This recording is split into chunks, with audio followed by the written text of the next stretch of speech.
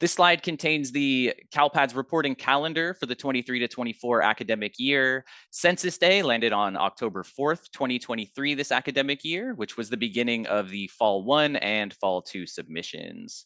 Fall 1 had a certification deadline of December 15th, followed by an amendment window, and a final deadline of January 26th, 2024 this academic year. Fall 2 had no amendment window and only a single deadline of March 15th, 2024. There was then a brief period of time in between the Fall 2 and end of year submissions. The end of year submissions began on May 7th, 2024.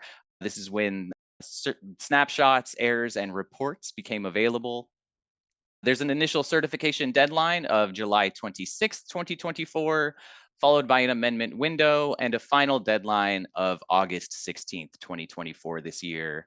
There is a sense of urgency regarding the final August 16th deadline as it's earlier than in previous years. Last academic year, the deadline was August 25th, and this is due to the earlier release of the California School Dashboard.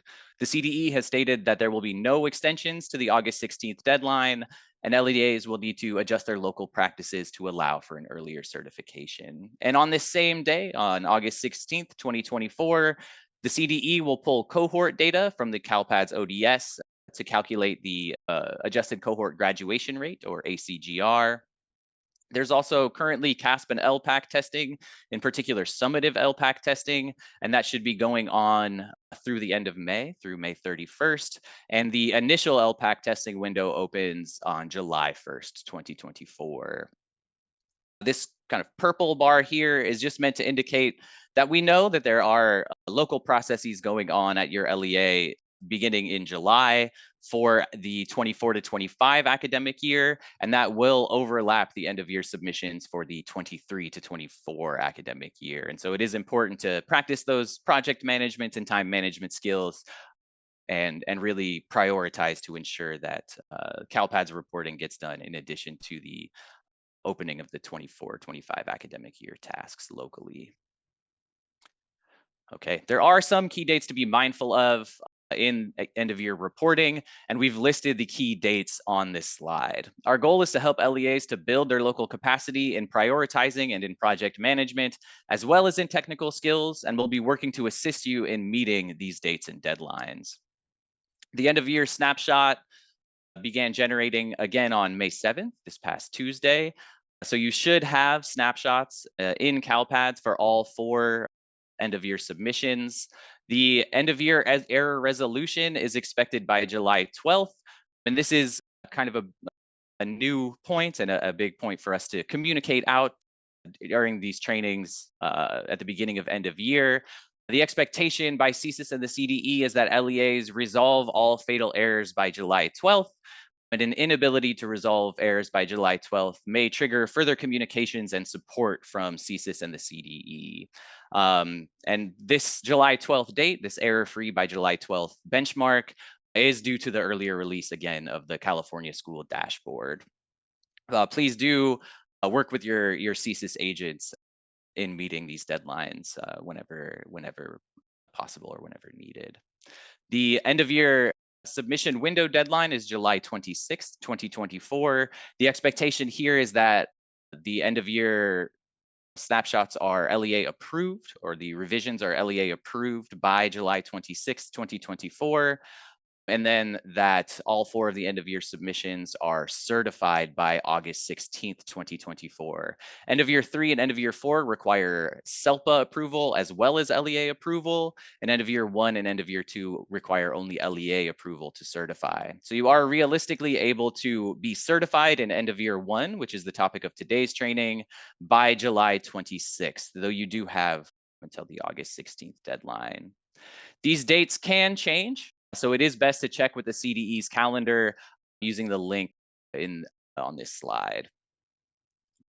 It is kind of important in meeting these dates to minimize the data cleanup that's needed inside of CalPADS itself during the end of year windows.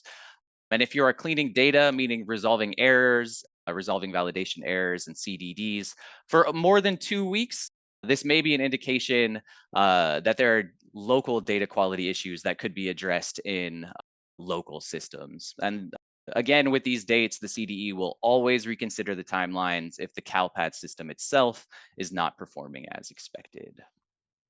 So those are the key dates for the end of year collections. This is a summary of what is collected in end of year one. So end of year one is a collection of course completion, career technical education, and work-based learning data. Mandatory for grades 9 through 12 and optional for grades 7 through 8 enrollments. LEAs provide course section completer counts by state course code for departmentalized courses completed at any time during the current academic year. This is done in course section completion and student course section completion files. Again, for those LEAs with grade 9 through 12 enrollments, in the Student Career Technical Education or SCTE file, you'll provide data on your CTE completers. These data will be pulled as CTE completer counts in Snapshot Reports 3.19 and 3.20, which are quite relevant to Perkins reporting. And then finally, for LEAs with grades 7 through 12 enrollments, in the work-based learning file, you'll provide counts of student completion of specific work-based learning programs, such as internships or pre-apprenticeship programs. Before we move into the final details of EOY1 reporting through the various file types, let's do a quick 10,000-foot overview of the end of year one submission and see the big picture process at play here. Your local student information system stores your day-to-day school data, including information on student enrollment, demographics, CTE, students with disabilities, credentialed staff demographics and courses, and student course enrollments. This data is submitted to CalPADS as well as other statewide systems like the Testing Operations Management System or TOMS and the California Department of Social Services or CDSS database. Data is pulled directly from CalPADS for publishing on DataQuest, the California School Dashboard, and EdData. California State and the CDE are in turn compelled to report specific data groups to the federal government, and all of the requirements are listed in the federal systems bubble on this slide. These are requirements for all of the data collections throughout the year, not just in end of year one, but they are quite relevant in end of year one. Federal reporting includes migrant student information, course completion and Carnegie units earned, Carl Perkins CTE participant and completer info, students with disabilities, the Every Student Succeeds Act or ESSA, and the Workforce Innovation Opportunity Act data. We mentioned the California School Dashboard as part of the state systems reporting, and in the California School Dashboard, there are various indicators which measure school performance. The College and Career Indicator is particularly relevant to end of year one. The College and Career Indicator shows how well LEAs and schools are preparing students for likely success after graduation. There are two measures to consider with this indicator: college readiness and career readiness. And this slide contains the CCI measures for college readiness. Displayed are the criteria to determine whether the relevant data that you submit to the CDE indicates college prepared, approaching prepared, or not prepared. Only graduates can be classified as prepared or approaching prepared. For LEAs to demonstrate success on this measure, high school graduates must meet at least one of the criteria in the prepared or approaching prepared levels. The criteria outlined in red represent data that is pulled directly from CalPADS. Particular to end of year one, college credit courses and UC CSUAG requirements are provided in the course section completion and student course section completion files. CTE pathway completion is provided in the SCTE file. The criteria outside of the red outline come from non-CalPADS sources like CASP, AP or IB exams, summative assessments, and so on. This slide contains the CCI measures for career readiness. Displayed are the criteria to determine whether the relevant data that you submit to the CDE indicates career prepared, approaching prepared, or not prepared. And again, only graduates can be classified as prepared or approaching prepared. And for LEAs to demonstrate success on this measure, high school graduates must meet at least one of the criteria in the prepared or approaching prepared levels.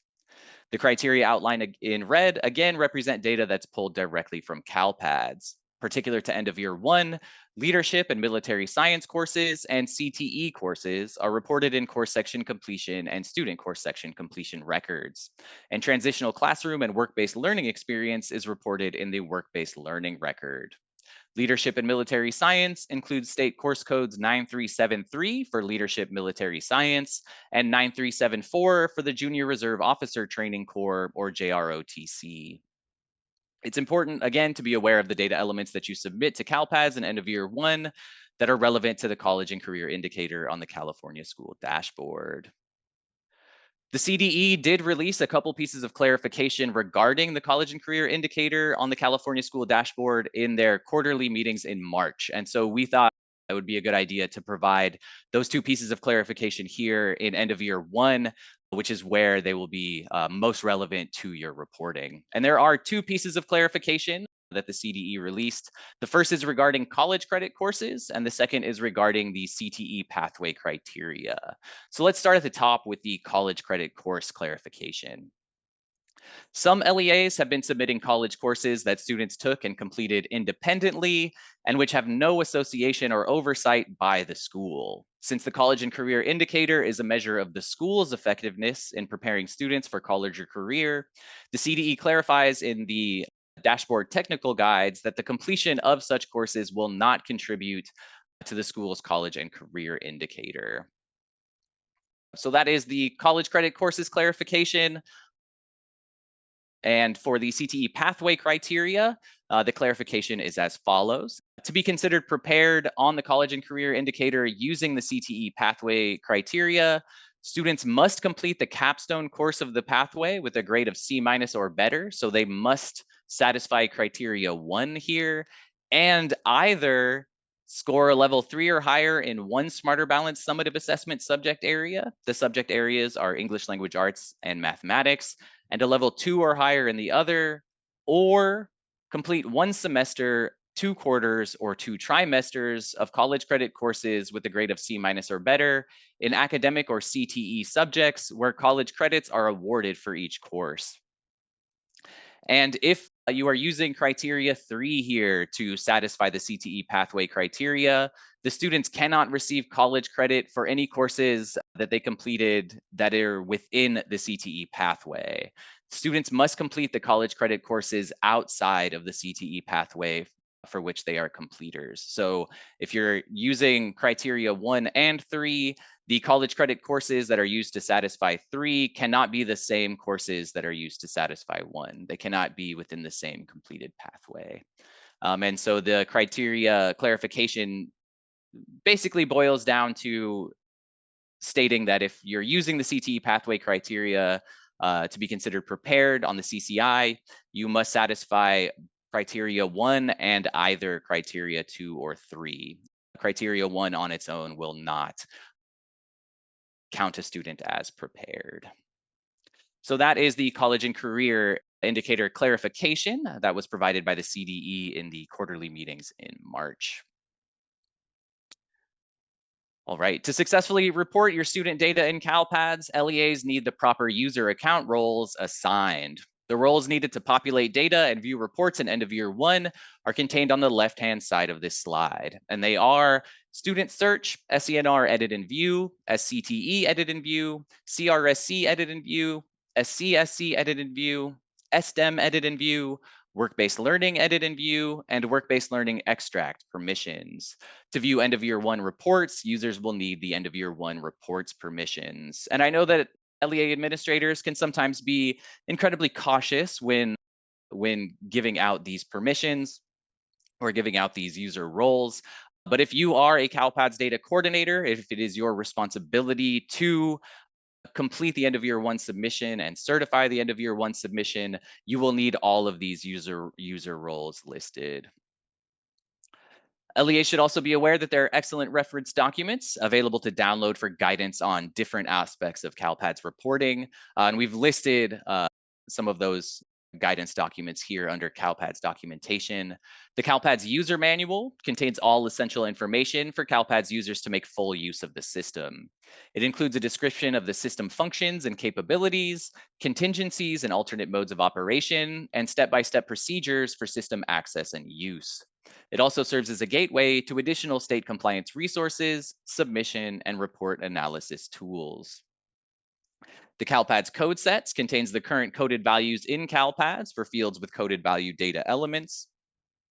The CalPADS file specifications, or CFS, provides data submission requirements at the individual field or file specification level, as well as information on CalPADS file processing methods.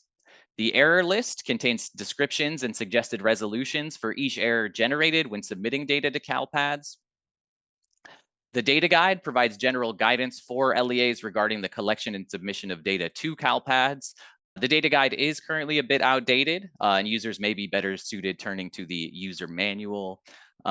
Next, the valid code combinations document will list codes that can only be used in specific combination with other fields or other data elements as enforced by validation errors. And the retired code mapping guide provides a list of state course codes that were retired from CalPADS during a codes transition in the 2018 to 19 school year and their new associated course codes. Developing referential knowledge of CalPADS documentation will increase your capacity as a data coordinator, allowing you to resolve problems and answer questions independently of support. And this slide contains a screenshot of some very helpful end of year one resources, many of which we discussed on the previous slide. So in the upper right-hand side, we have a screenshot of the CalPADS user manual, which helpfully contains the end of year reporting roadmap and the report mapping guides, which will be instrumental for you as you plan the process of completing the end of year submissions.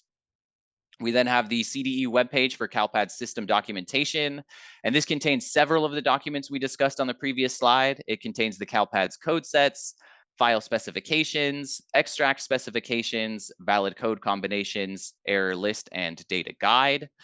We then have the Connecting CalPADS to the Dashboard Handbook. The one screenshotted here is from the 2020 to 21 academic year, and there is a more recent version of the Connecting CalPADS to the Dashboard Handbook available on the CDE webpage. And then we have the Dashboard Technical Guide for the College and Career Indicator, which is one of the most high-profile data sets, if not the most, collected in end of year one. We then have the CDE webpage for Flash Communications and the Work-Based Learning Toolkit, which is offered at the federal or national level here. And all of these resources, again, are incredibly helpful for you in end of year one reporting. All right, we're now going to move into discussing the data that we collect in end of year one and the data requirements for end of year one. Are there any questions in chat before we move on, guys? Um, we've answered them so far. If we missed something, just put it at the bottom of the chat box, please. All right, thank you, Kyron.